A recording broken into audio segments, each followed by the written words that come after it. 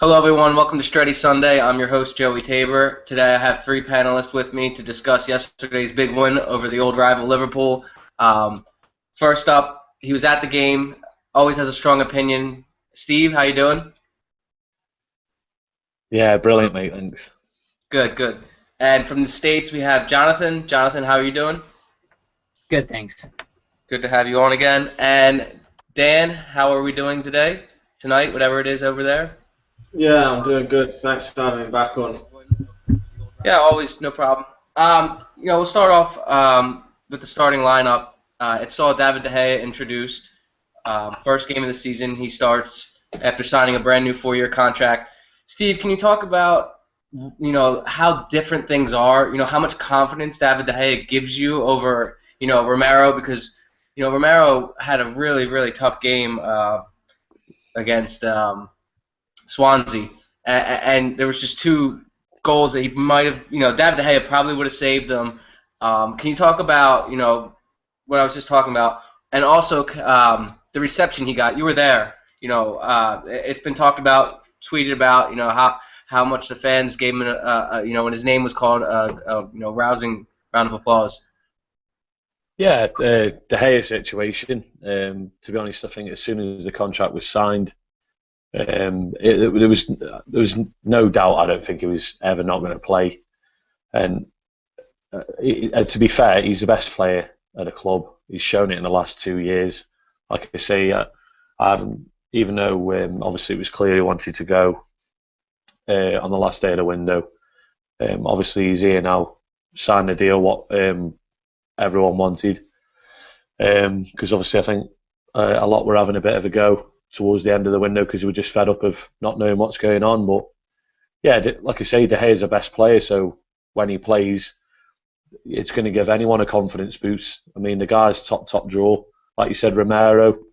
Um, he's had a decent spell. He's too shaky for my liking, and like I say, he looks a decent number two, but he isn't a David De Gea. So obviously they left that give everyone before. Liverpool's the biggest game of the season.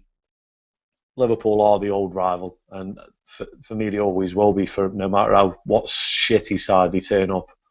Yeah, and the reception for De Gea yesterday, I thought it was class when they were reading out the numbers, and a few people were going, "Oh, they've left De Gea's number out." I said they'll just wait till the end, and obviously read his number out last as he was going to the Stretford end, and the place went bonkers. I mean, like I say, everyone's got their own opinions on David De Gea. It's not nice when obviously some of your best players want to go, but like I say, post Fergie, he's the only one turning up for me consistently, and he's improved unbelievably. So he was never going to get a stick off me, and I'm absolutely over the moon that he's stopping.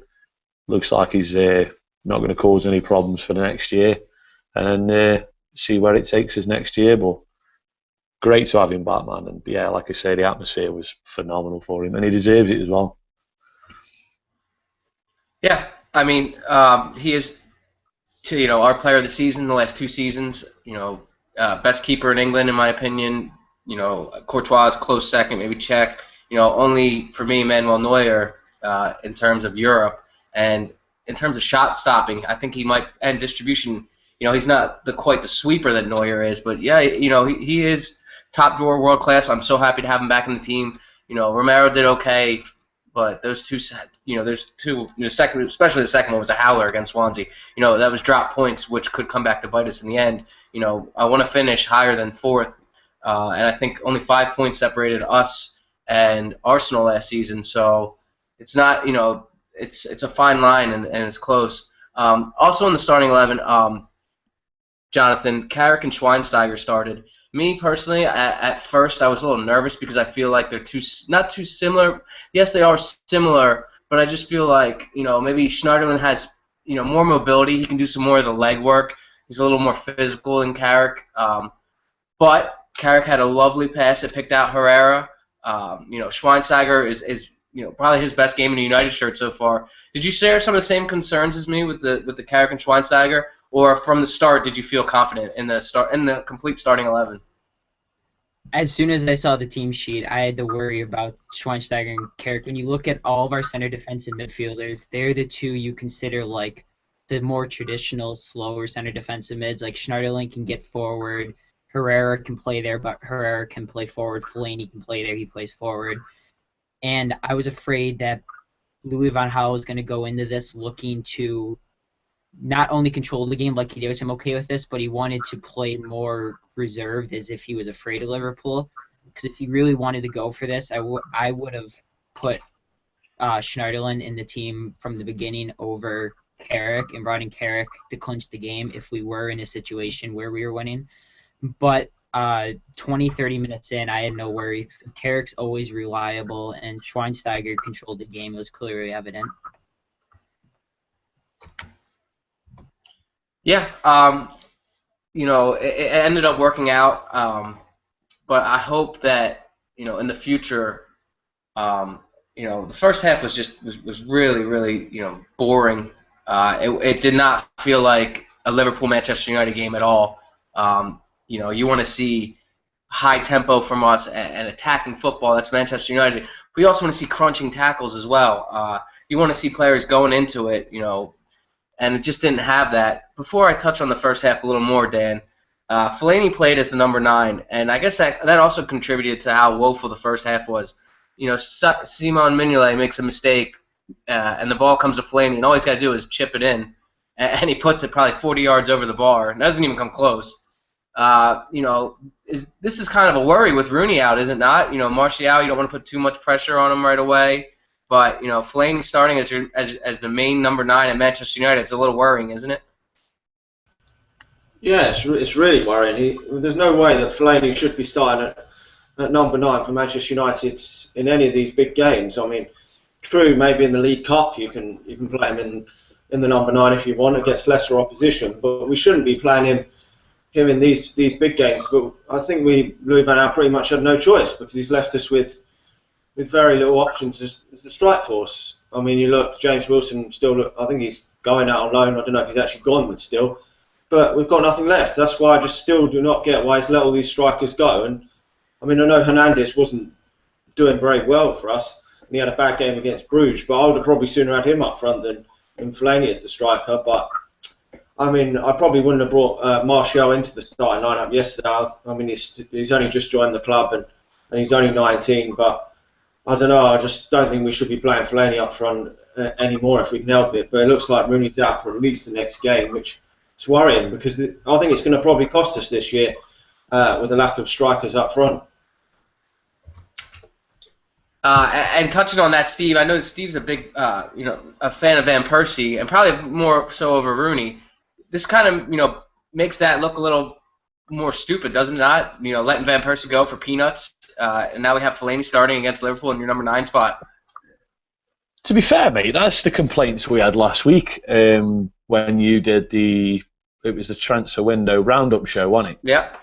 I mean, obviously, there was some stuff said that night as well, but like I say, I just think that's where I think you guys have just said it there. I think it's a huge gamble. The squad, I think, if you look, it picks up a couple of injuries. We were saying if your Rooney's out for a little spell or a Smalling or something like that, then the squad looks thin, and that was our biggest gripe. Like Dan said, I think it will cost us this year. But I mean, I had the right on walking to the ground yesterday when I saw Fellaini up top, but I knew from Friday when the news that Rooney wasn't going to play that's the way he was going to go.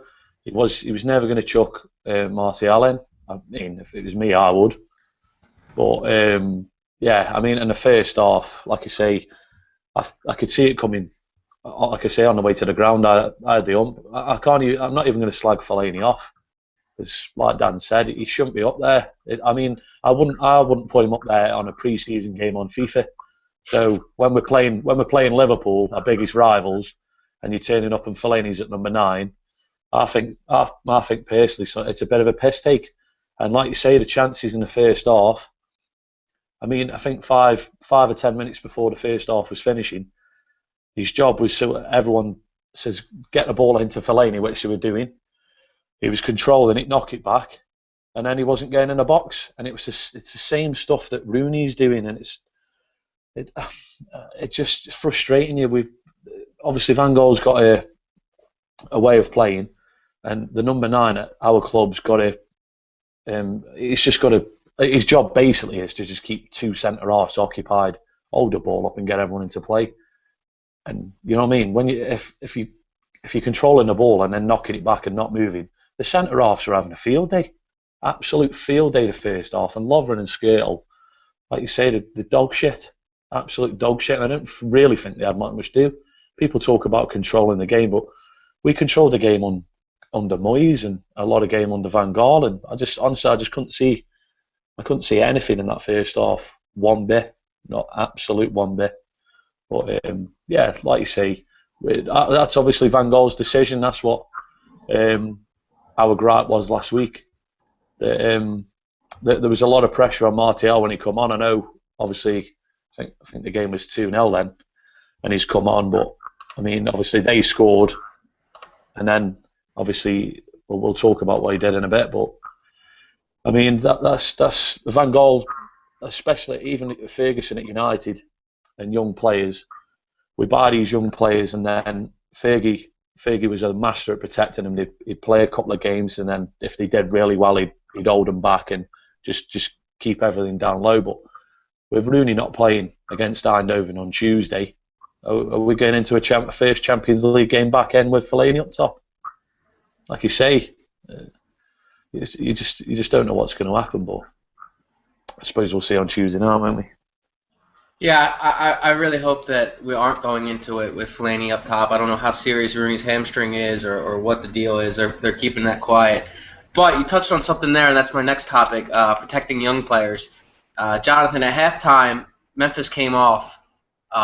We talked about this in the preview, that would be a key battle on the pitch, Memphis versus Klein. They're both, good players. Klein has the experience of the Premier League. He's got a year or two on Memphis, and he seemed to be getting the better of him.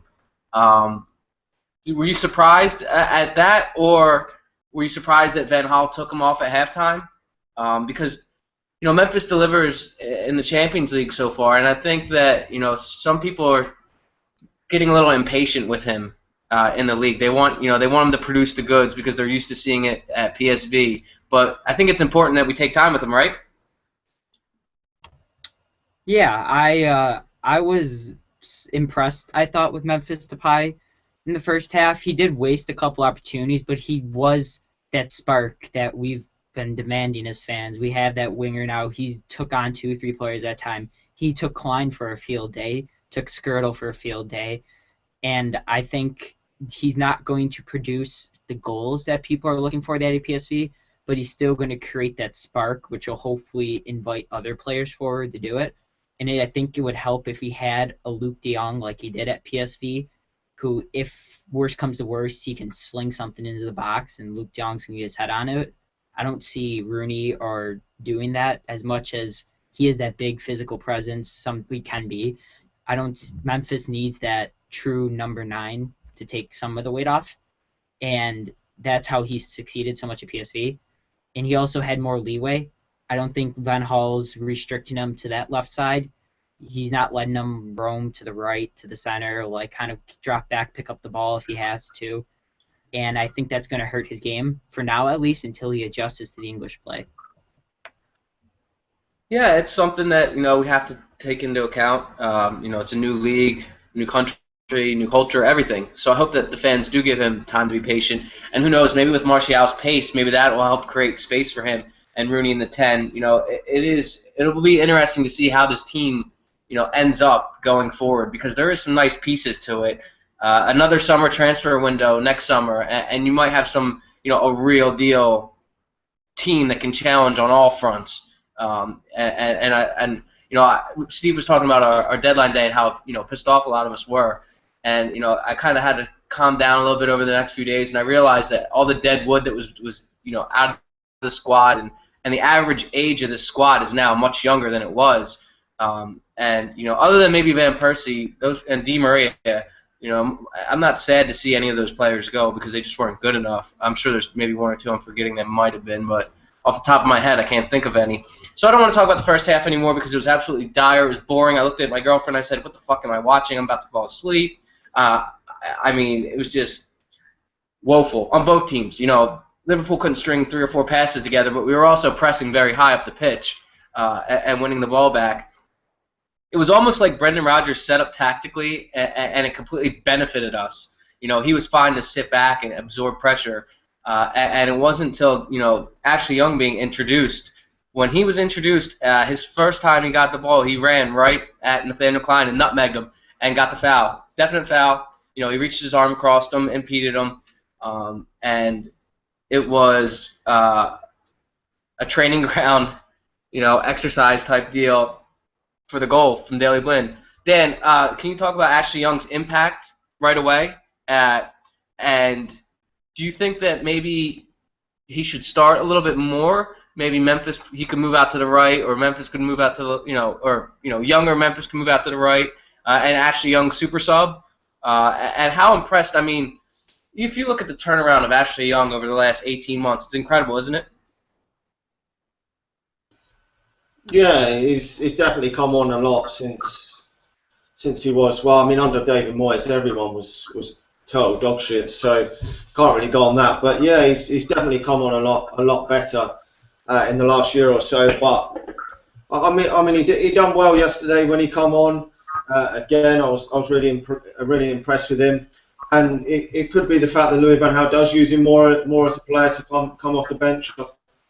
I don't see him starting a lot of games this season. I mean, obviously we've got hopefully a lot of games to play with the League Cup and the FA Cup and Champions League. So hopefully we'll go far in a lot of them competitions. So then he can play some more games. But obviously it's a squad game these days. So hopefully Louis van Gaal can get it right and rotate players like Sir Alex Ferguson used to do over the years when players need to come out and when players need to come in. But I don't know. I mean, if you put him on the other hand side, the right, then you're going to obviously have to bring Juan Mata in, which a lot of people do want to see Juan Mata in there. But obviously we'll have to see where it goes, because obviously we've got injuries with Wayne Rooney at the moment. So we'll have to see if Wayne Rooney comes back in and we're going to see Marshall start. We'll have to wait and see. But I mean, I still think Ashley Young is a bit of a limited player. I mean, I think Depay has obviously got the potential to be world class.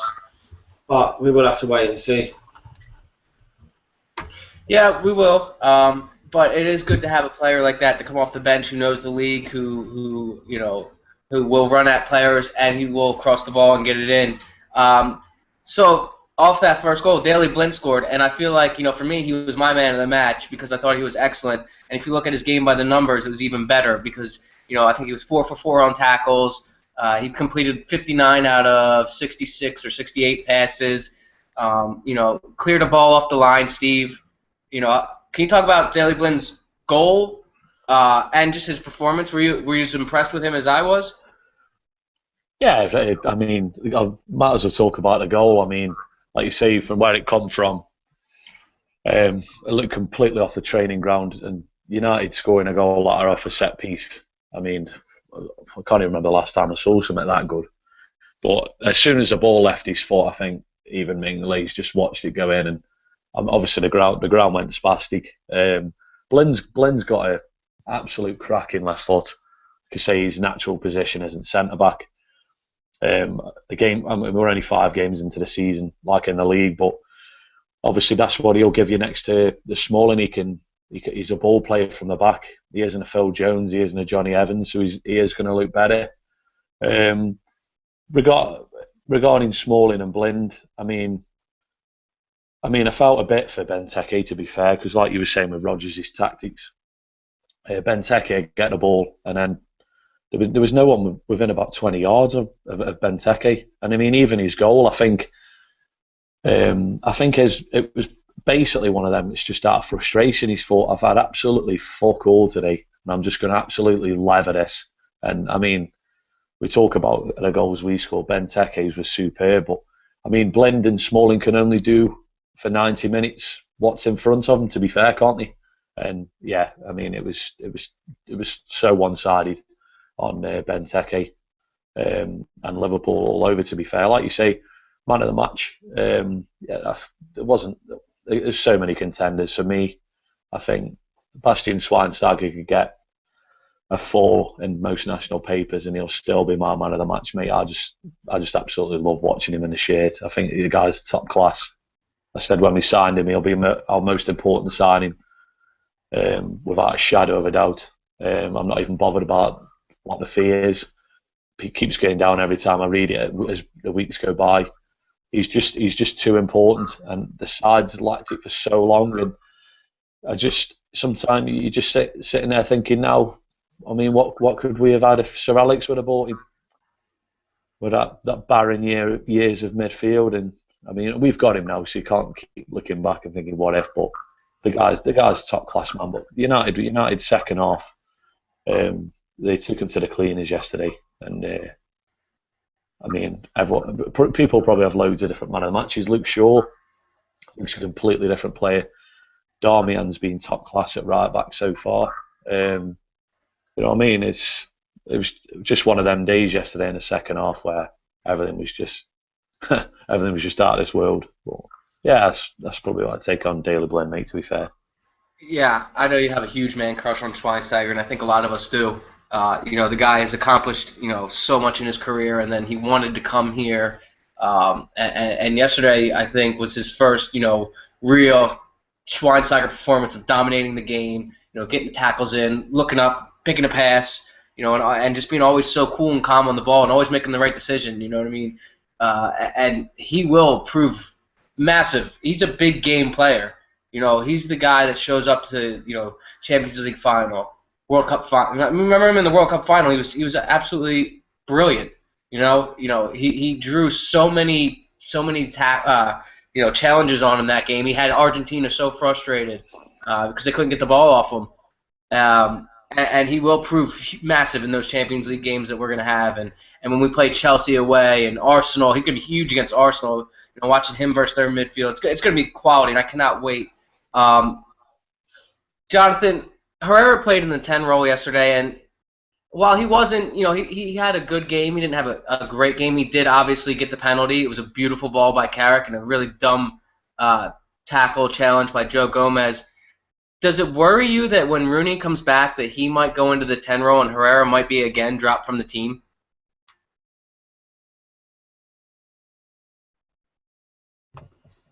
Yeah, I could see that happening. I think at certain points yesterday, Herrera was non-existent. I was saying that yesterday after I watched the game. I think he feels more comfortable dropped back a little bit. Even though he wants to push forward, I feel that he's more natural back. But he's not going to play over like Schneiderlin. I think he's going to be off the bench, which is a shame because he is a player full of quality, but I don't think he's meant to play that role. And with Martial coming in and Louis van Gaal not afraid to play Fellaini up top, I could see Rooney dropping to that 10, keeping Mata out wide, Memphis out wide, and dropping Herrera completely, which would be a shame, but I think you just got to trust in your manager. I guess I can really say that. Yeah, I mean, I think it could depend. I hope that he does get, his quality will put him in this team because he can play, like you said, in a further back role. He can play number 10. He could probably play as a false winger like Mata does. He's just a quality player. He's one of my favorite players on this team. And he will be here longer than Louis van Gaal most likely. So I have no doubt that he's going to have a great United career and he's going to be one of the greats. And he will always work himself into the team. Dan, I touched on that a little bit. Can you talk us through that second, the penalty, the Carrick pass, and the way Herrera took the penalty? Maybe he should be our full-time penalty taker? Yeah, well, I mean, it was a stupid challenge, really, to be honest, wasn't it? Coming in, I don't know why he done it, but yeah, it was a great penalty from Herrera. I mean, he absolutely walloped it in. I wasn't sure if he was going to take it at first. I wasn't sure he was going to take it, but I'm not too sure who the actual first penalty taker is. But he could be definitely a candidate to take the penalties because obviously Wayne Rooney's missed quite a few over his Manchester United career, and I presume probably Juan Mata's up there as well to take the penalties. So, but it was definitely a confident strike. So really pleased pleased with that, and obviously a good pass from through there. I mean, I love Michael Carrick, and I think it was great to see him in the team yesterday because we definitely do perform better with him in, and we've got a huge, vast improvement in win percentage when Michael Carrick plays. So I always like to see Carrick in the starting lineup whenever it's possible. I know obviously his age is getting on now, but I do like to see him in, especially in the bigger games. And Dan, our win percentage, just staying with you, our win percentage when Carrick is in the team is incredible, isn't it? And when he's not in the team, it seems to drop by 30-40%. Yeah, definitely. It's so much higher. Even this season, we've dropped off when Carrick hasn't played. So we've really got to try and get him into the starting lineup as often as we can. Obviously, it's difficult with all the options we now have in midfield, but for me, Carrick's got to be one of the first names on the team sheet, even though he's about 33, 34. He's got to be playing for me. Yeah, I agree. Steve, I want to ask you this question. You were talking about how good Luke Shaw and Darmian have been. Are they the best fullback pairing in the country right now? Yeah, I think judging on the 5 games in so far, I think we're without a shadow of a doubt, to be fair. I don't think there's that many other outstanding candidates. I mean, sure, last season, obviously, you were touching on it earlier with Memphis Depay. A lot of fans just get frustrated easy and they start getting on players back. Some of the stuff. He sure had a nightmare year for us last year, to be fair. A lot of it personal. It didn't start off great, but the stuff about him being overweight, and even when watching him, it just seemed to be any time he get touched, it looked like he was going to be out for another little better spell, and it was like, the guy's never going to catch a break. But obviously the talk all summer was he's taken some fitness trainer out on holiday with him and Januzaj.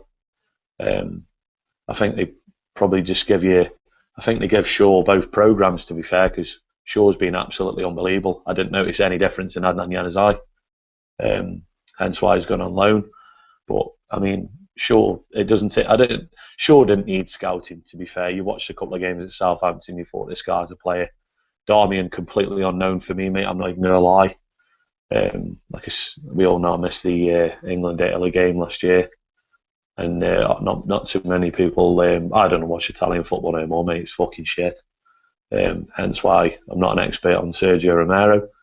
But the fullbacks are key to what obviously Van Gaal's philosophy is, and these guys so far, they look top class. But it's early days. You can't put too much pressure on them. I think I've always said United players are judged on the European games, and we've got six Champions League games coming up now to obviously get out of the group, and it'll give a good indication to how good what you call Manchester United players, how good some of these boys are. And it's a great chance for Luke Shaw, and it's a great chance for Darmian, as well as all the lads that we joined last season and this season, which should be good to watch. Yeah, you look at last season, Herrera came, he left Champions League football, so it will be the first taste for some of these players, Darmian, Shaw, and I'm excited and looking forward to seeing them, how they perform in the Champions League. I think that Memphis, again, there's more space granted to you, a little more time on the ball than there is in the Premier League. So I think, and you saw that against Bruges, even though Bruges are completely shit. And your Italian football comment, I'm watching the Milan derby right now. But other than that, that's probably the only Italian game I care about. It does really speak to how low Italian football has gone from how high they were, winning the Champions League, and, Juventus in the late 90s and things like that, but we're not going to touch on that. Jonathan, Chris Smalling, how was he yesterday to you? Because for me, again, he's been Mr. Consistent, since the City red card. He was excellent for me. Great in the air.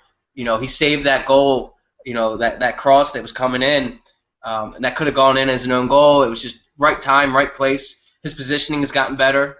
Are you impressed with Chris Smalling? That's kind of a dumb question. Talk about how you feel about Chris Smalling now.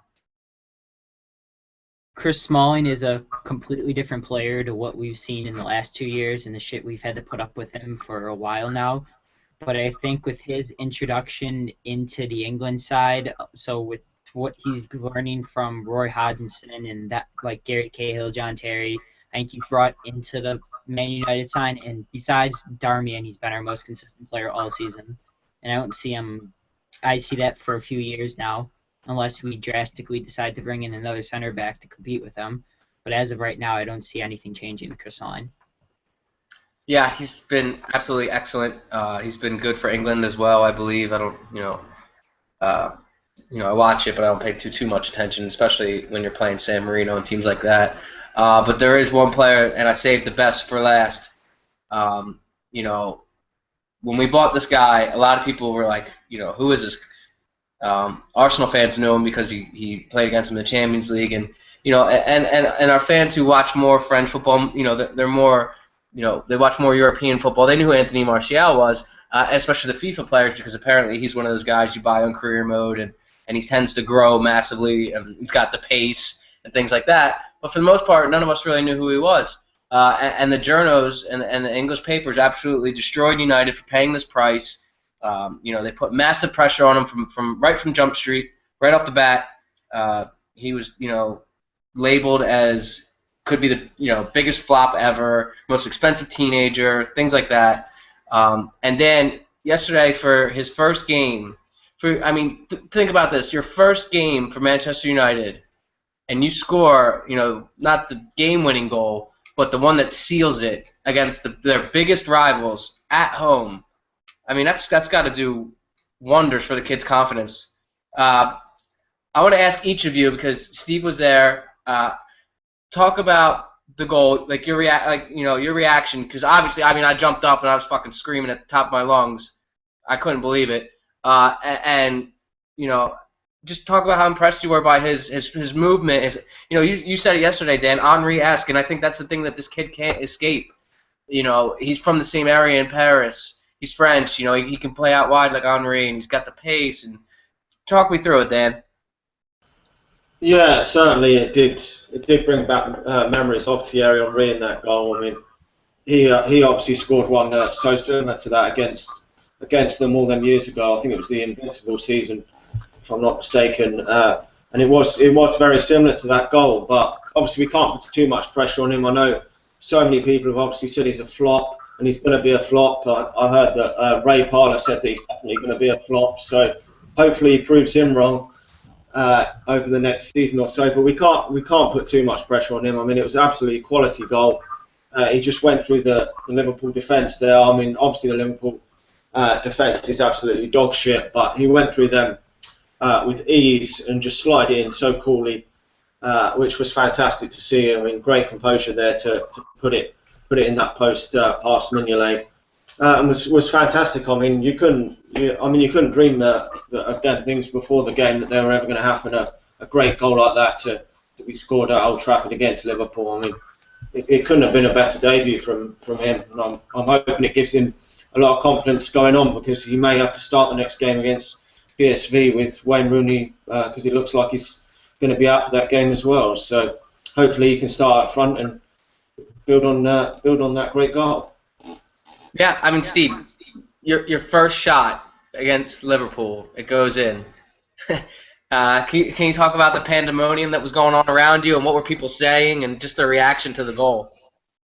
Well, I'll start off like when obviously we had the transfer review. I think it wasn't the transfer review show, actually. It was the Swansea, after the Swansea defeat, wasn't it? And we were on here, and it was, we're linked with Charlie Austin. I was getting fucking mental. And then there was Anthony Martial, and for selling money, and all the tweets that night was, sorry, excuse me, ignorance, who's Anthony Martial. And like you say, a lot hadn't got a clue. I watched obviously I've seen a little snippet since at the Arsenal Monaco game last season, but I was always a big Berbatov fan. So obviously with Berbatov playing, most of my focus was just watching on Berbatov. Obviously he tore him a new arsehole, but obviously watching the bits back after we signed him, it's like, Jesus, this kid is quick. And And obviously, like you say, I think all week some of the. I mean, obviously, I think I think it was on the Monday or the Tuesday when the fee was branded about. Obviously, when any time United buy a player, they had how much wages are going to go in and fees, and that 50 million becomes 180 million by the time I was at work, and I was going, Jesus, this looks desperate from United, complete panic, and obviously all the stuff in a week was. This got United are panicking, spending this much on a teenager. Obviously, we know the fee's now about 36 million quid, but I mean, going on to yesterday, like I said, I had the ump going into the ground because Fellaini's starting. Like Dan said, and he's right. You don't want to keep putting pressure on, but I mean, United must have seen something. Obviously, we know now. My thinking was United must have seen something for this kid, and obviously Van Gaal said in his press conference that I told Ed Woodward that he's the best kid at his age, so you've got to go and get him. And United just went, right, we'll get him, put the money down, we aren't bothered, which we were talking about on the shows anyway. So obviously, I mean, at half time, like you said, you said to your lady, what the hell am I doing watching this? I think most of the Old Trafford was exactly the same. And my first reaction was, you've got to get this kid on. Got to don't do what you want with Fellaini, take him off or drop him back. Martial's got to come on. We've got to inject something to this game, inject the unknown. And obviously, I think it took him about 10 minutes to get his first touch. And obviously, with a few games, finally he's had a bit of a touch, you know what I mean? And obviously, I think the one thing about the goal was, obviously, Benteke had scored that. And obviously, I know you're most vulnerable when you've just scored. But for Martial to do what he did, I was left speechless, to be fair. Some of the older boys watching, or you, if you remember in the mid 90s, Brazilian Ronaldo got a goal against Compostela, and he went past about 9 from the halfway line, and Bobby Robson jumped up, and he was the manager, and he had his hands on his head like this, just saying, "What have I just seen?" And obviously the rest of the ground, we were all going bonkers, and Martial's come streaming down the side, and I'm just standing there looking at his position. Have I just seen what he's just done? He's just absolutely skinned all three of them. Like you say, it was like watching Henry in his pomp. And I mean, in the car on the way back, we were saying if he gets to even 60 to 70% of Henry, but United have got a serious player on their hand, absolutely serious. And yesterday felt like one of them moments where you'll look back in about 5, 6, well, the kid's 19, it could be even longer than that, 10 years, and you just go, that's where it all started. And it just felt like a special moment for him. The young players who we come in, I tend not to talk too highly of them, but I know I saw something completely different in Martial. Martial, the hype around him, I mean, look how hyped up Januzaj's been for 2 seasons. Martial's going to be in a completely different world. Absolutely frightening. I don't know how you're going to... I mean, one thing it does buy him a lot more time, because it'll just be anyone who slags him just go, hold on his debut, he's just tore Liverpool apart when the game could have gone anywhere, and he's just smacked into the far corner. But I mean, I think Gary Neville said today he hasn't had like an atmosphere at United like after a goal in a really long time. And obviously coming from Gary Neville, obviously he played for United for donkey's years as well. But like I said, it was just something completely special, and I just couldn't believe what I'd just seen. Obviously there was 2 quality goals and even a penalty, to be fair, but I mean that was just absolutely outrageous. And like you say, it shut everyone up, United fans, the media, straight away. And I mean, I'm glad for him as well, to be fair, because I think he was pictured in a Spoons on Thursday or Friday in Manchester as well. So the kid looks like he's got something about him. But yeah, I'm massively excited to see how he ends up with United. But I'll let the other boys go in on what their reaction was. But absolutely phenomenal. And I must have watched that goal with Martin Tyler's commentary on about 200,000 times, even on the way back in the car trying to get signal. It was just on repeat on the way back. Just frightening. Absolutely frightening. It's funny you said that, because I tweeted that out in the Stretty account earlier. I said, how many times have you guys watched that goal over and just over? And with Martin Tyler, and in the States we had Arlo White, Lee Dixon, and Graham Lasso. And Arlo White is one of my favorite commentators, and he had a great call on it as well. You know, I think, you know, in terms of, you know, my excitement over a goal, before that would probably be the Juan Mata goal at Anfield. But, you know, yeah, I completely lost it. I mean, Jonathan, he absolutely turned Skirtle inside out. Skirtle didn't know which way to go. You know, how excited now are you for this? You know, for the future, to know that this kid has that in his locker to just go past people like that, and such a cool finish, and your reaction to the goal. Yeah, I remember the goal distinctly because as soon as I heard the announcer, Arlo Light, I remembered Wayne Rooney's debut goal where it's like remember the name Wayne Rooney, and that instantly clicked in my head. Like in 10, like 50 years, people are going to be saying Anthony Martial. They're going to be talking about this goal. They're going to be talking about what he's gone on to do, and I reacted to it like any other goal. I mean, I probably overreact every single goal we score just because scoring a goal is just it's the greatness of it. But I still wish we would have bought a Premier League proven striker. I still think this could backfire. I don't want it to, and I don't foresee it, but there's always that chance. And then I feel like Steve brought up Charlie Austin. I was like that the entire summer window. I wanted Charlie Austin. We got him. I knew who he was. I'm a big FIFA nerd, football manager nerd. I knew what this kid had, and I watch a little bit of French football and not like anything compared to other people, so I can't say I knew too much about him. But I knew this stuff was going to come from him, and he's just going to get faster and better, and that's all I can really say about him. Yeah, I mean, I think everyone, you know, I'm the same way. Anytime United score a goal, I go mental. But when it's like that, it just has that added extra, you know, especially when it's to seal the deal against Liverpool. And I will, you know, Benteke's goal is probably going to be goal of the season. I think just the way he took it, it was just a perfect strike. He hit the ball absolutely perfectly, and there was nothing anyone could have done about that. The commentator here, or I forget where it was, said Romero could have been in goal next to De Gea, and he still wouldn't have been able to do anything about it. So I would like to thank everyone for watching. If you could, please give this video a like. Tomorrow I'm gonna have a little preview for you for the game on Wednesday, or no, Tuesday it is, against PSV. Pasha's one of Pasha's good friends is from Eindhoven. He's a big PSV fan and he's a big Memphis Depay fan. So he's gonna talk about, you know, their team. We're gonna have a discussion on how they're gonna line up, where they might be able to hurt us, where we might be able to hurt them, and just Memphis Depay overall. It'll be a lovely little show. So make sure you tune into that. And before we go, I want to get everyone's man of the match. The rule is you can't pick the same one because there was so many to choose from. I probably already know who Steve's going to pick. I'm going to take Daley Blind. I know who Steve's going to pick, but Steve, give me your man of the match and where people can find you. Delay there. Schweinsteiger, you got it bang on. Yep. At SGCW7. Great, thank you for coming on. Jonathan, where can people find you on Twitter and your man of the match other than Blind and Schweinsteiger? At Italian Moloch or All Things United. And my man of the match was Matteo Darmian. I mean, he's kind of consistently consistent. I'm a little biased. I love a good Italian player, especially for United now, but you can't doubt this kid's talent and the importance he had yesterday in every game so far this season. Yeah, it's funny because you watched it, you know, you're in the States, so you have the NBC coverage, and, you know, Lee Dixon was talking about it, and if you're a fullback and you can go through the game without really being mentioned, you're having a good game.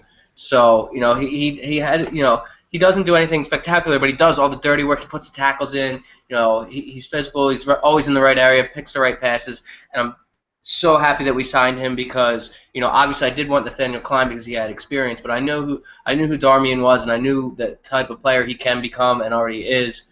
So Dan, other than Darmian, Blind, and Schweinsteiger, where, you know, you're man of the match and where people can find you on Twitter.